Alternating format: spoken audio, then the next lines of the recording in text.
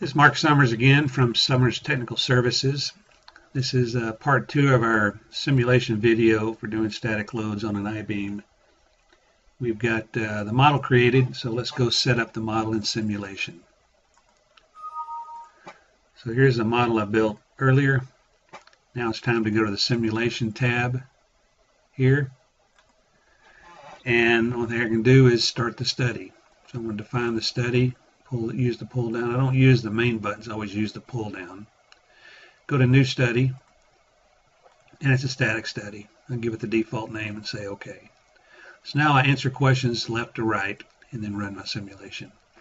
So the first thing I need to do is apply my material from the model. Hit apply material. A36 steel is already chosen, so I'll say apply, close. The next button is a fixture advisor. I'm not going to use the advisor. I'm going to pull this down and say fixed geometry. I want this end to be a hinge joint, and so I'm going to fix it and then change the directions I want to fix. I want to grab that edge, and I don't want to fix all the edges. I want to only fix in the Z direction and the Y direction, and the X direction in this end. So I'm going to pull this down and define a direction, and I'll just choose this face here as a direction. So there's the edge I want to constrain. There's what defines my direction. I want to change this to inches, and I want all of these to be 0 translations. And as I do that, you'll see the little indicators pop up. So I've got all 3 directions, X, Y, and Z, are fixed on this edge. So I'll approve that. Come to the other end. This is going to be a roller joint, so I don't want to fix it in the Z direction. And so I'm going to go back to my fixture advisor, fixed geometry, select this edge, go to advanced, and I'm going to again use this face as my reference direction. So there's the edge to constrain. This is defining my direction. I want to go to inch again, and I want to tie it down not in the Z direction. I don't want to constrain it in the Z direction because I want to be able to roll in that direction. So I want to make these other 2 directions 0. So I'll approve that. Okay, so now I've got my beam that's constrained. This is in 3 directions, and this is in 2 directions on that end. This is a roller joint. Next button is for loading, and so before I do my loading I have to make a little sketch so I can split this face here. I want the load over here to be that uniformly distributed load, and over here I've got a concentrated load, so I need to add 2 sketches to make that magic happen. So I'm going back to the model. I'll go to sketch on this face, and my first sketch will be down here on this end. I'll make a little rectangle. And I'm going to constrain that such that this edge of the sketch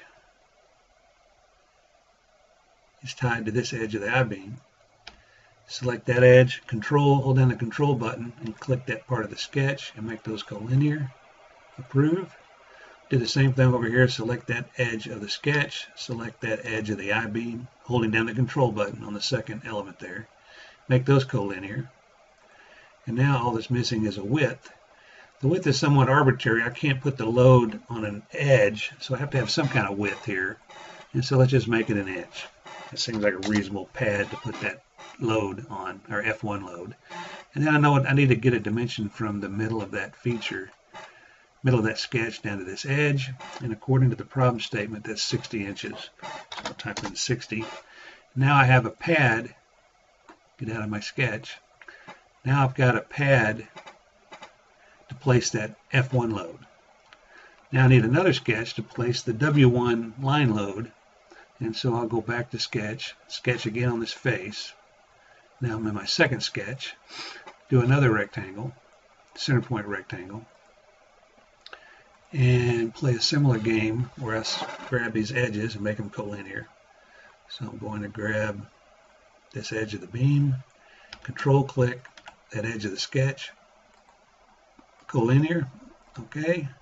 Same thing over here, select and control click that edge, go linear. Now I need to define the length of this piece here. This is spread out over 96 inches, so I'll make that 96 inches long. And according to the problem statement, it is 7 feet from this end down here. So I'll put one last dimension from this far edge to the start of that load. And it's going to be 7 feet, so I can say 7 times 12. And it makes that 84 inches. And now I've got my second, get out of the sketch. Now I've got my second pad there to put my loads. Okay, now I'll go back to the static study. Go back to loads. I'm going to put a force on this face right here. And I'm going to split the face. Right now it's a solid face. I don't want the load on the whole thing. I just want it to go right on that little pad right there. So I'm going to go to the split tab. The default is to use a sketch I've already got. So here's where I select my face. Here's where I select my sketch to project. And I say create split.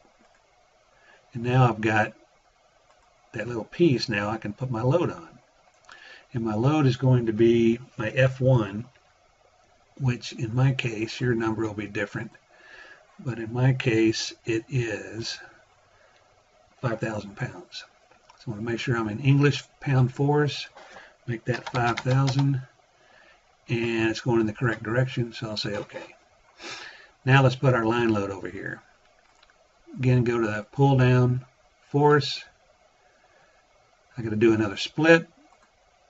So I'm going to select the face I want to split, which is this guy. You can see now it's already split down here, but now I need to split it over here.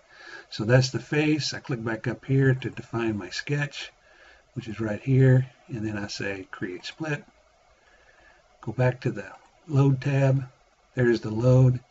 This load is 2,500 pounds per foot, and it's stretched over 8 feet. So 2,500 times 8 foot in my case is 20,000 pounds. Again, I got to make sure this is in pound force.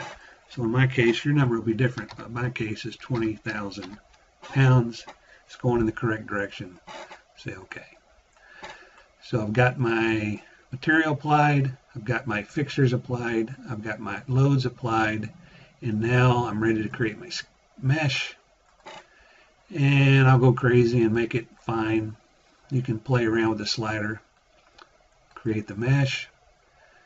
Pretty speedy computer here, so it should mesh pretty quickly.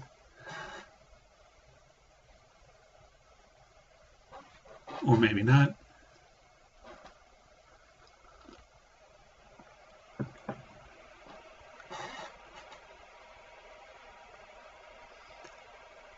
There we go. So that's a pretty good mesh to start with. Now we're ready to run the analysis. Before I run it, I'm going to save. Before I run it, I'm going to save the model in case something goes bad. So I'll say save, and I'll save it to my desktop temporarily as simulation. Okay, now we'll run the study and see what happens.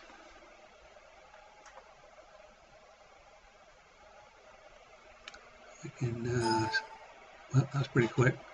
All right, that seems reasonable. I'll do a animation and see that, yeah, that makes sense. It looks like my constraints are done correctly. The beam is moving symmetrically, which is what I had hoped. And so that looks good. So now that'll complete this second part of the video. Third part of the video, we'll go in and interrogate the results and see if it doesn't correlate with our hand calculations.